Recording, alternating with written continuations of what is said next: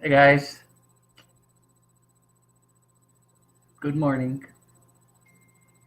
Well, here I am.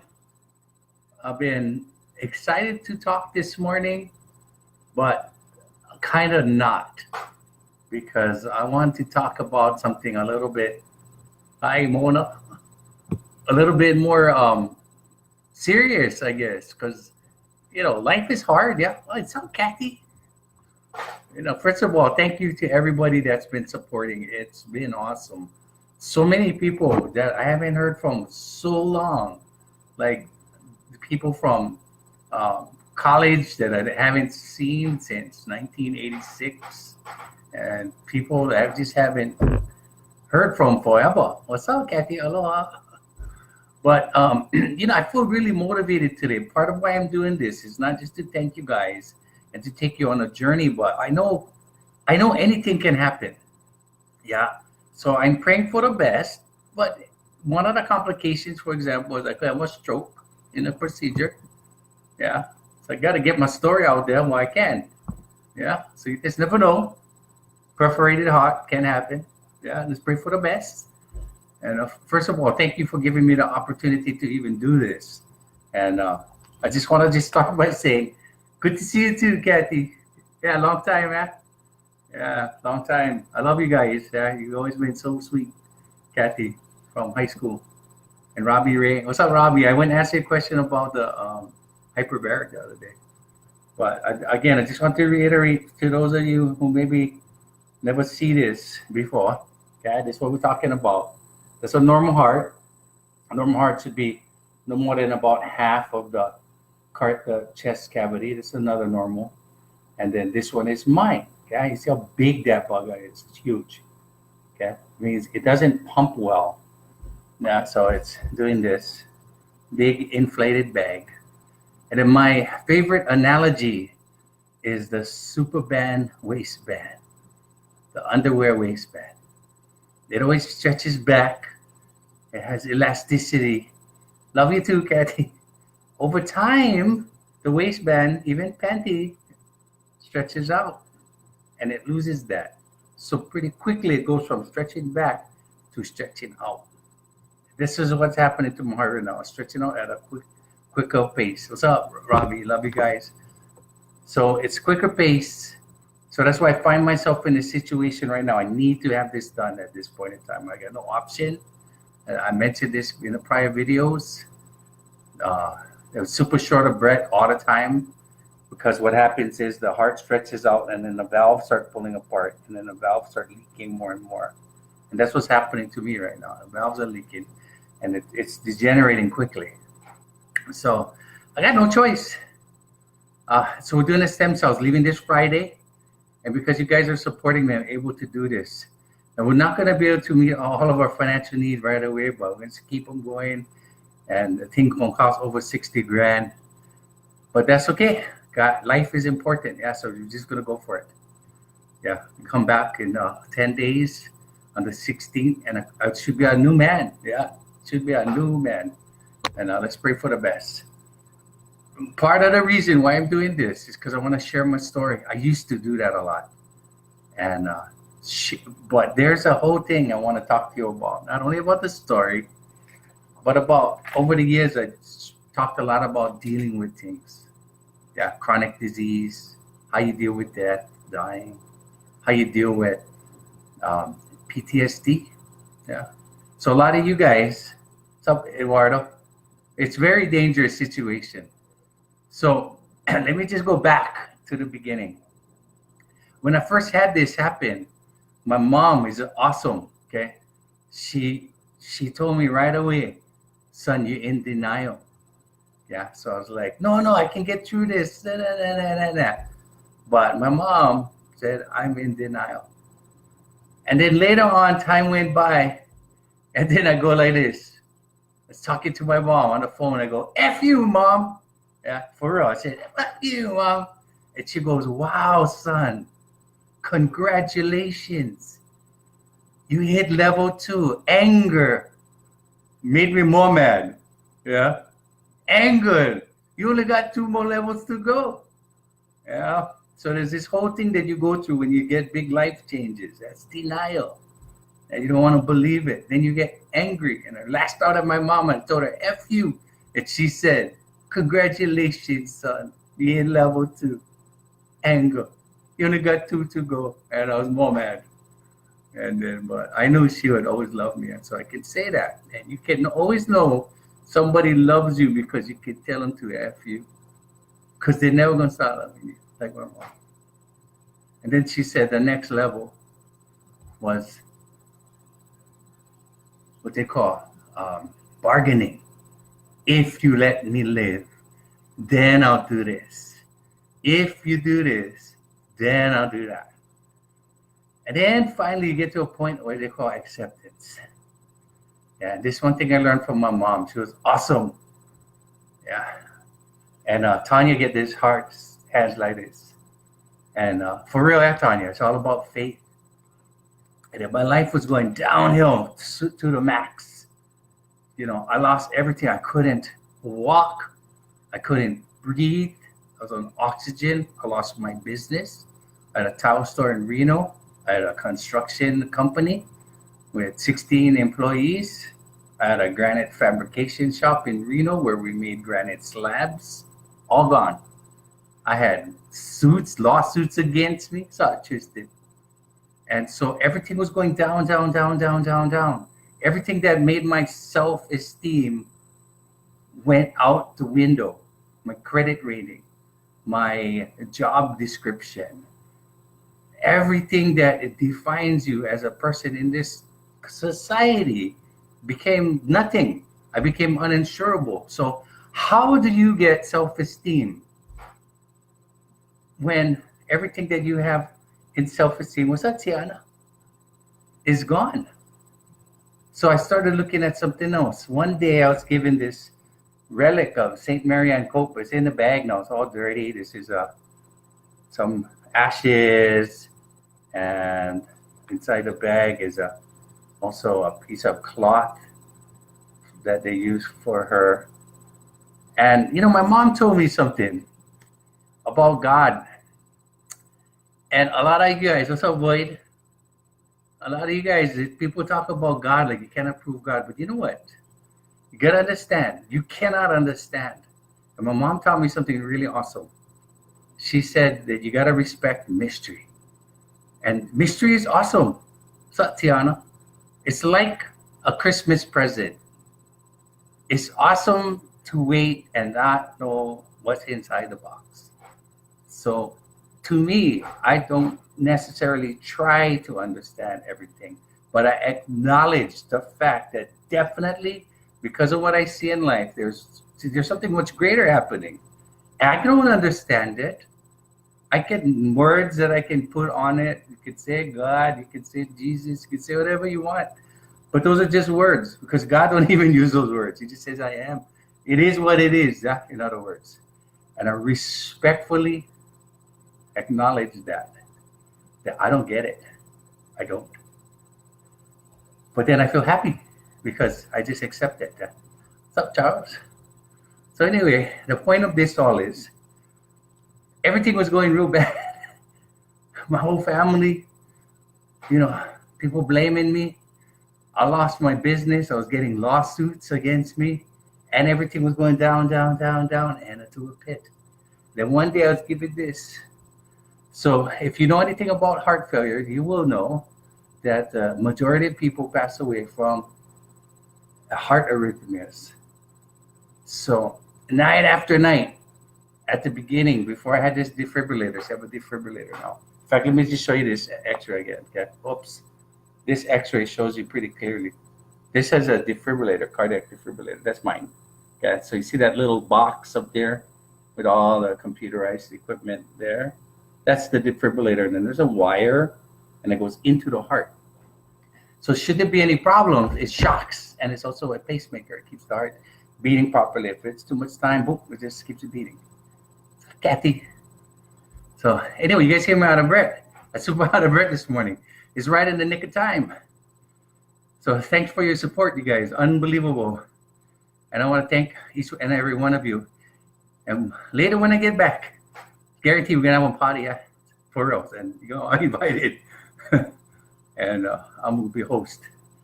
But anyway, let's get back to this. So at the beginning, was so hard for me to survive that literally when I was sick or something, and I said good night to you, I wasn't saying good night, I was saying goodbye, because I didn't know if I was going to wake up in the morning.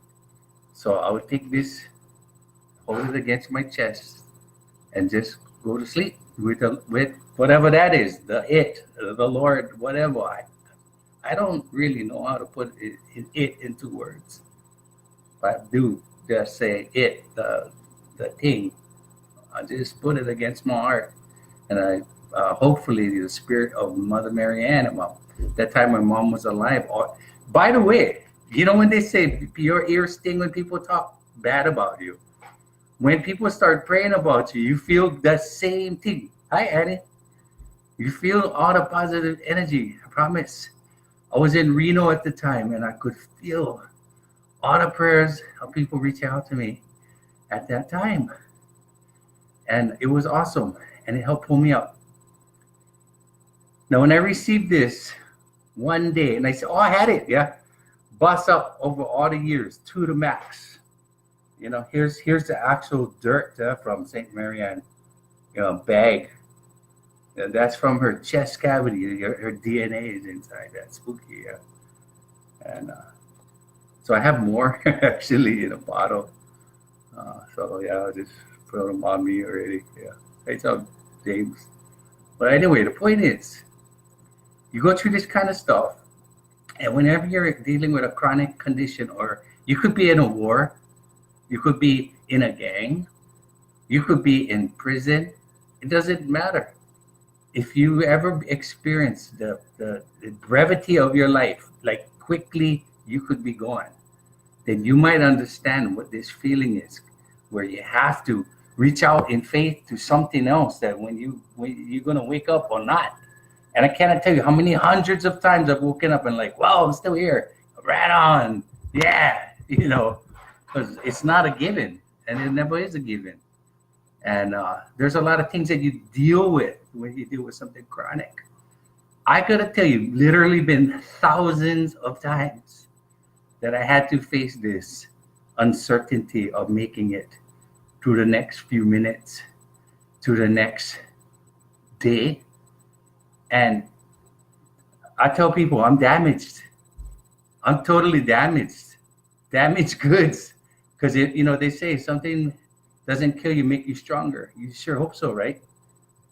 But tell you what, the desperation is something that anybody with chronic situation goes through. And I think that helps us to understand people. Roland Casimiro was one of my best friends. I'm going to share one story about Roland. What's up, Robbie? You know what Roland told me? He was diabetic. And he was going to lose his legs. And he said, I don't care anymore. You get to a point where you try so hard and you get tired. And he told me, I'd rather die with the sugar than live without it. Tijuana, go get me some ice cream. And you know how hard that is to hear. And the same thing happens to all of us. It's been almost 15 years for me. You saw how skinny I used to be before. Swimming over a mile a day. Just swimming for my life. And then I got to the point where it's like, I give up. I might as well die with the sugar than live without it. And that's something you have to understand about people with chronic illnesses. Sometimes they don't make sense and they hurt themselves. What's up, Danny? How's it? And that's where we can be more understanding. And it's difficult too. Even when my mom was dying from brain cancer, she got to the point she said, I give up. What's up, Sean? Oh, Captain Sean. Boof. How's it, Mr. NASA? So even for me, same thing. I kind of got to the point where, maybe I'm too tired already. Just give them up already. You had a good run, but I don't think that's true. So just to get to the point of what I'm talking about right now is PTSD. Now, PTSD is commonly associated with the military. And how true is that? Right? And my dad was 2 tours of duty in Vietnam, and he's a little bit, and I give him credit. Yeah, submarine. But if you go look in the internet right now, search chronic illness and PTSD, cancer and PTSD. This is something that a lot of people have to deal with. And same on my side. You got to deal with these situations. You get so frustrated because you're dealing with it so much. And one of the things I wanted to talk to you about is living and death. You know, I have a really weird relationship with death. And unless you had to deal with this a lot, you might think it's nuts. But this is true. Thousands of times already. If you ever had stabbing pain in your heart, yeah, what's up, Christina? It's the scariest thing you can feel. All of a sudden, like, what? It's a big one. And you don't know what to do. So every single day, when I first had this, every day, I'm grabbing my chest and wondering, should I call the ambulance right now? Every day. So for years, this gripping pain, and after a while, I just learned to ignore it. And death became to me this figure outside of a window, like Michael Myers in Halloween, and out there looking at me, taunting me.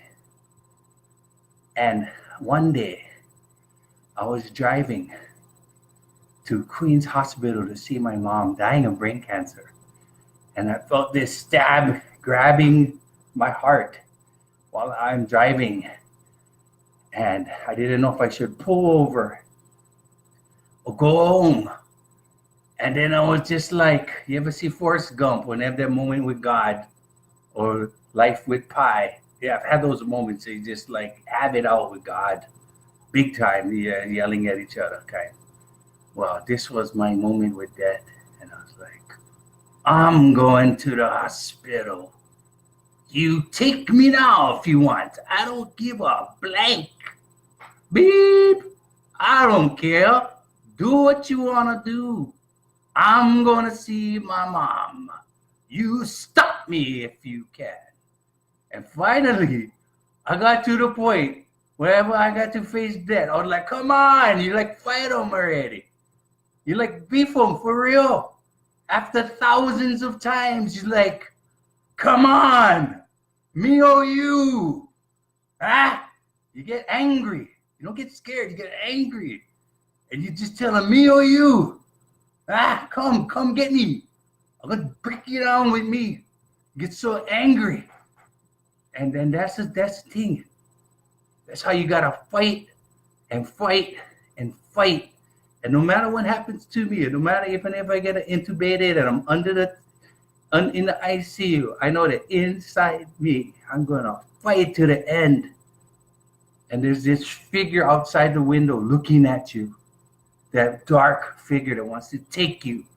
But you gotta beef them for real, fists and all. Yeah, it sounds nuts, but you gotta. After a while, you just like fight them. And you're not scared. I'm not scared anymore. I get mad because enough already.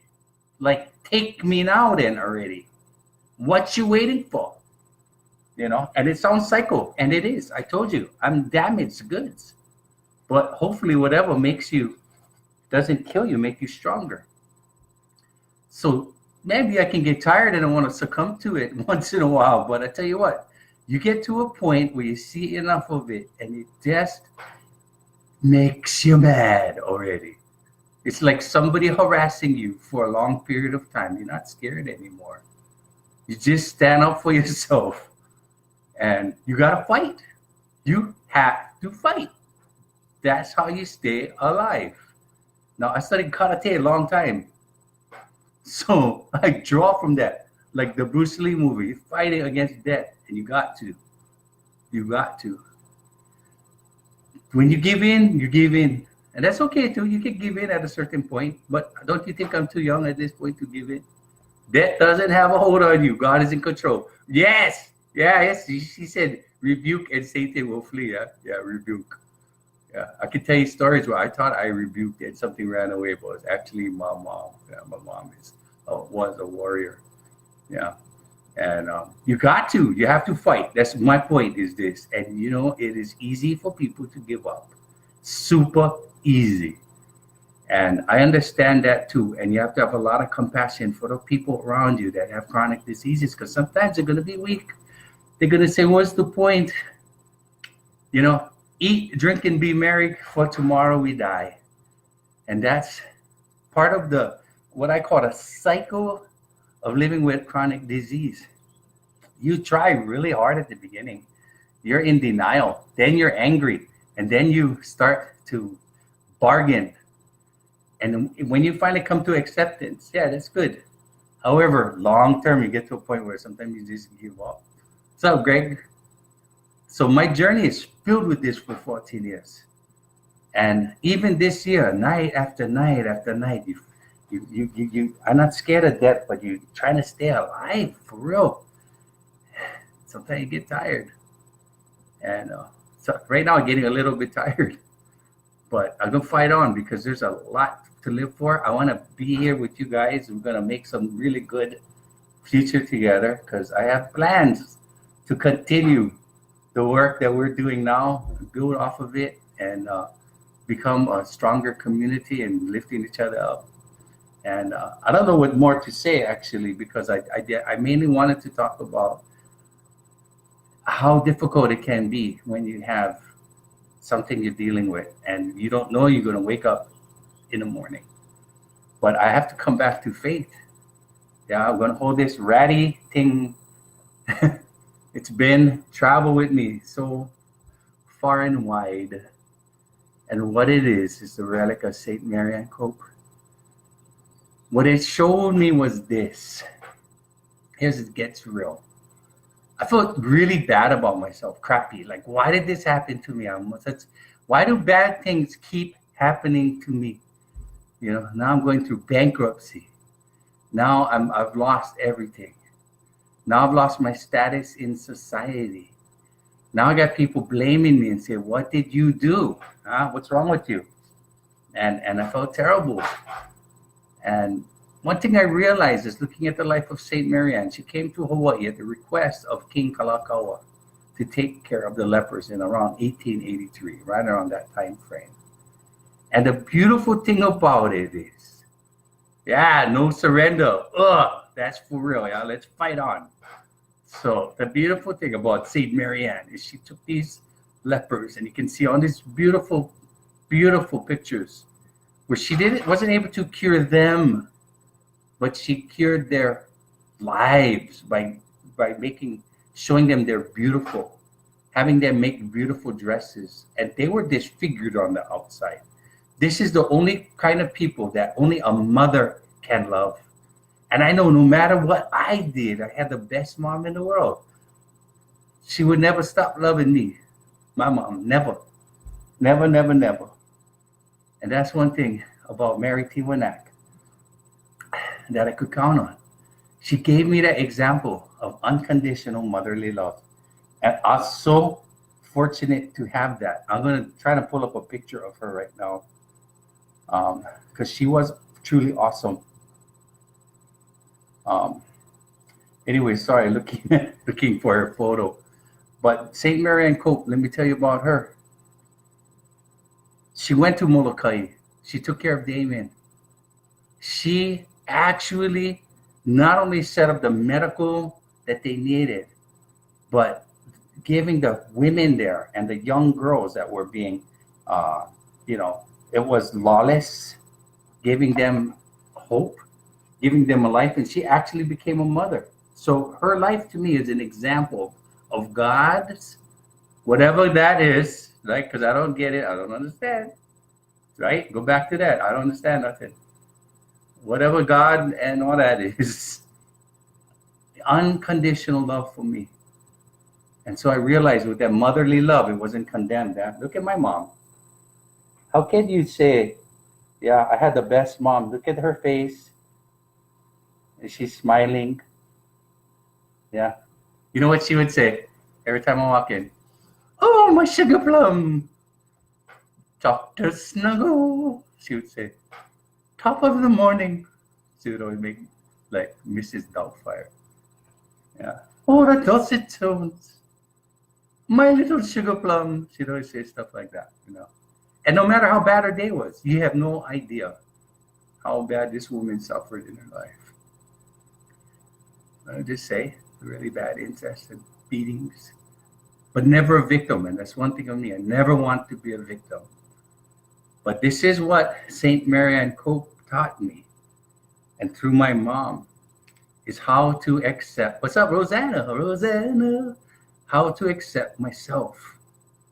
Because I realize that no matter what I am like, look like, feel like, that there is a love, a motherly love, that is completely accepting of me, just like these lepers that were cast out from society. And Saint Mary Ann not only gave them a healed life, but actually became a mother to a couple of them. And I'll show you more pictures of her. And that's what spoke to me about Saint Mary Ann Cope, and the Sisters of Saint Francis, is this mission of making your life whole. And that's what I experienced. I never had healing of my heart, but my life became whole. And I had a life again to share. And I made my body stronger again over time. What's up, Laurie? Laurie, baby. Over time, you become whole as a person and you have a life to share, even if you still struggle with whatever ailment there is. And there's a lot of precedent for that. Look at people like Paul the Apostle. They always talk about their ailment, the thing that they had to bear with their whole life. St. Mary Ann, yeah, my mom, Rosanna just said my mom was a neighborhood mom. She kind of was. Yeah, you come to our house, she was going to make you food. But yeah, their family was the neighborhood place to play. Anyway, that is a reminder in a real way of the love that we can have for each other, and the love that whatever God is, because I'll tell you, I'm going to say this every time, I don't understand. I don't. I just know it is. Whatever it is, it is. And I respect that, and I'm in awe of it because I see it every day. You like talk about miracles. Yeah, open your eyes, because they're every day. And if you don't believe in miracles, then I got a book for you to read. Miley has been writing a book for the past 14, 15, more than that, 18 years, maybe more, of things that she's just seen in my life. I don't even know what they are. Daily miracles. And they're amazing. So that's real. And we join together, you guys, in our faith of each other and a faith of something greater than us. And I don't have the words, okay? I'm not trying to be blasphemous or anything. All I know is we've got to love each other and then love this creator that we have. Yeah, that's our main job. Yeah, and to need to do unto others. That's the main thing. Just let's love each other and we support each other. And this is kind of me sharing now my story, because it ties back to the very beginning and how you can heal your life, not necessarily heal the disease. Because I carried this thing around. It's super frustrating doing all this metabolic testing and everything else throughout the years and working so hard but getting nowhere. It seemed like, here's an example. I'm doing my cardiac metabolism test, and so frustrating because I expect cardiac output to be increasing. I expect stroke volume and everything, but never, not in 15 years. So you get despondent and you give up because it just continues because it's end stage. But again, the hope, you guys, is this technology that you guys are helping me to take advantage of, which is the stem cells. And I gotta say, my life is healed. Yeah, for real. I've just had this awesomely fulfilled life, filled with joy, filled with friends, filled with love, filled with people touching my life, and vice versa. So you can have a whole full life. And this is the road that faith has, and it gets you through those nights like I had. Am I gonna wake up? I just hold this so many nights So many nights just wondering and waking up in the morning. Yes, I'm still here. And I'm still here, guys. So, anyway, thank you for your love and support. I'm going to be here to continue to support you in more of an active way now because this is my time. My time has come. I got to step up now. There's a lot of things that I have said I'm going to do and promised that I was going to do. And now I'm going to get healed from this. I know it. Something could happen, bad can happen, okay? But it's not. We're going to get through this. Yeah, let's just keep everything. Deacon Tony, right on, guys. I'm going to be back to see you guys in Rochester. I'm so blessed to have so many friends everywhere I go. Guys have always accepted me, and I have so much more to share, but I want to do things with you now, together as a community, as friends, lifting each other up. Each one, yeah, each one will help each other out. And chronic disease is hard. Everybody got their problems, right?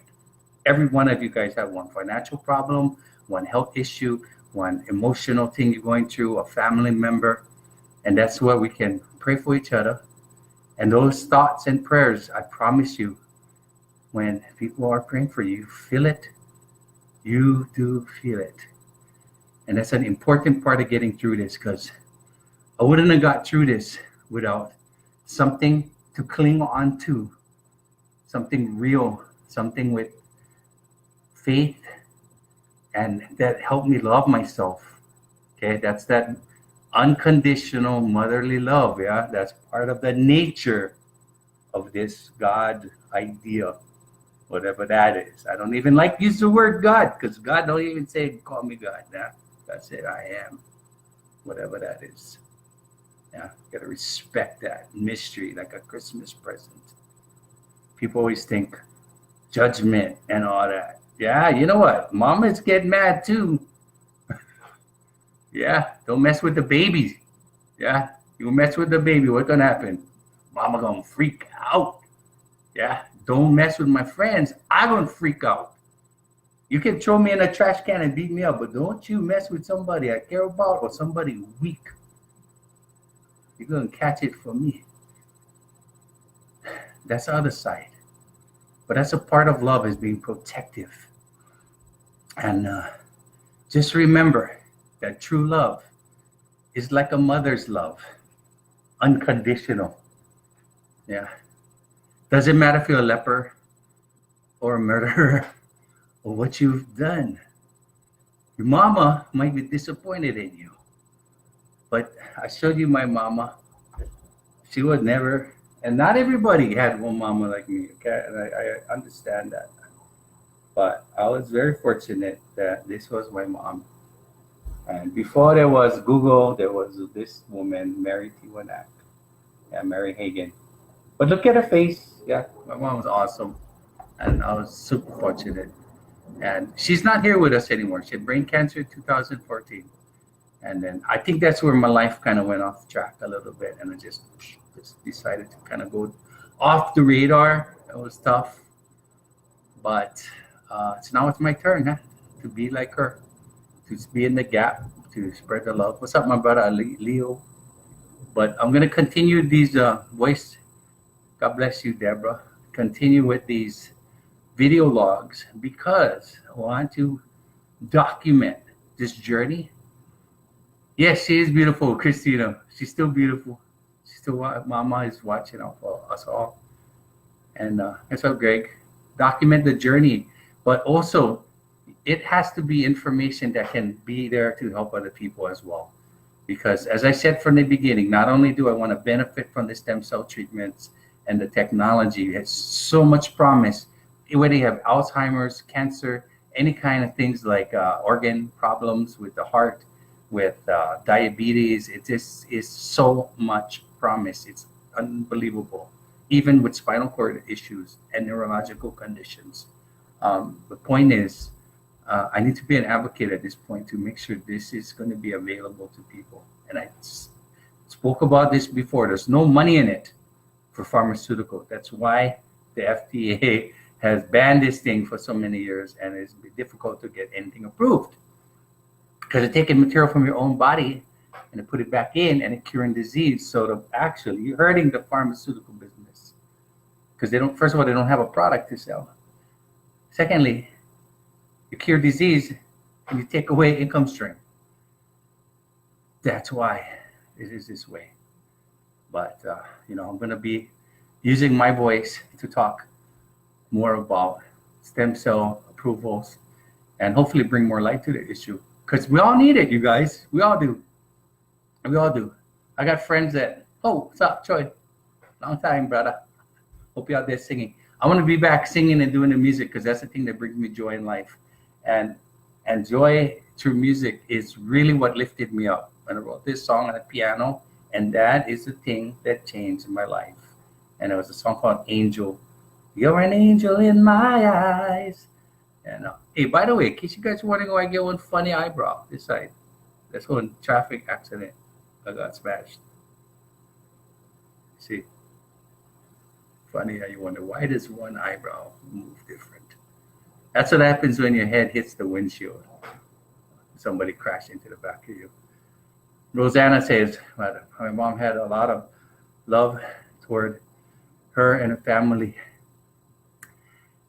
And she did. And she had a lot of love for everybody. And she touched a lot of lives. And Rosanna said that's why they love her so much. And same here. You guys hear me all out of breath. Yeah, bro. I need this help right now. Thank you for your support. I'm going to do what I can to keep giving back to you guys. And when this is all said and done, we're going to have a party. Guaranteed. You guys all coming. Guaranteed. And I already have something in mind. So if you got any questions, I think that's about all I should talk about right now. I want to talk about a little bit about dealing with chronic disease and the whole idea of denial and anger and acceptance and bargaining. And sometimes you have to deal with the PTSD of it, and it's a real thing. Yeah. And then summing up, we got to fight death. Because that death is there all the time. And when it's in your face constantly, you go from scared to mad and you want to beef. Yeah, when you want to beef, then that's good. And then hopefully you have all these powers of the light behind you as well. Because that's what I feel like. I get light inside of me. It's something else, gives you some inner strength. And then there's the whole idea of sometimes when you're dealing with something chronic, you get tired and then you just want to succumb. Just like I had mentioned with Rosanna, with Roland Casimiro, telling me that he'd rather die with the sugar than live without it. And sadly, that's ended up with being happened to him. And I spent the last week of his life with him at the hospital. And one dear friend of mine, and I have to make good. I'll give you one last story. Brother was one of my patients at Queens Medical Center. And as a respiratory therapist, he took up the whole bed. Like we put two beds together. They were giant. And when you listen to his breath sounds, you had to get an extra long stethoscope that hung from the ceiling, super long, like 5 feet. And you had to reach over real far and then put your stethoscope way, way, way, way, way far away. And then you could listen to his lungs. And we tried to teach him things like pursed lip breathing, like I taught you yesterday. Yeah, teach him things like diet and exercise and what is heart failure. Because he had heart failure like me. So, Brother could not do the lifestyle changes. And understandably so, because a lot of it has to do with education and understanding. So after he died, and I got this, I sort of took it upon myself like as a challenge that, listen, you tried to tell him what to do. Yeah. Now let's see if you can practice what you preached. Can you? Doing that. Can you do it? Everything you told him, can you do it now? You do it. You be the example. Yeah, you can talk big when you're healthy and you're a respiratory therapist, but now look, your turn. What can you do? And So that's part of my motivation. And he's been a real big influence for me. And part of the reason why I ended up playing ukulele again. I want to thank you guys, all my friends. I love you guys. That's my friend over there from Korea, Master Kim. You got a lot of friends out there. Thank you for supporting us because, quite frankly, we wouldn't ask if we didn't need it. Because of the money. A few weeks ago, I was like, you know what? That's okay. I had a good run, and I accept that because I didn't have 60 grand lying around to take advantage of this. And it's more than that too, because we got to pay for, expenses and other medical expenses and plane fare and all that. But every little bit helps, and I know you guys are giving all that you have. Some of the young guys give like $20. That's all the money extra they got in the whole world. And I know because I know them. They're musicians. They don't have a lot. Yeah. And I get it. That's like the widow that gave her last 2 pennies in church. And I'll just thank you guys so much. And whatever I can do to give back in support in the future and knowledge, and then us guys stay together and we just lift each other up. Yeah, I'm gonna create a page actually, Shanti Winak community stuff. I'm gonna just put all this on there.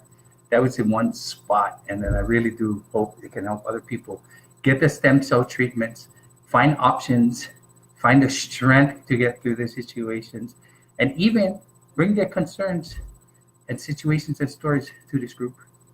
Anyway, I love you guys a lot. Thanks for spending time with me. I always do this. Aloha oe, aloha oe, until we meet again. Right? So God bless you guys. You got questions, let me know. Thanks for spending some time with me. And thanks for letting me share my testimony a little bit and my story. And I feel it's very important to tell my story somehow and while I can. Yeah. So it's going to be a journey. By the way, leaving on Friday, you guys. Bye, Christina. I'm going to take you on a real interesting trip. And you will hear from the doctor himself and see everything. And then when they do the procedure, then you can wait. And we'll see, yeah? Supposedly I feel better right away. But if you don't hear from me for a couple of days, we're in trouble. Ah! Love you guys. Okay. Aloha. Take care. Mwah. Mwah. Mwah. Love you. Bye. Thank you.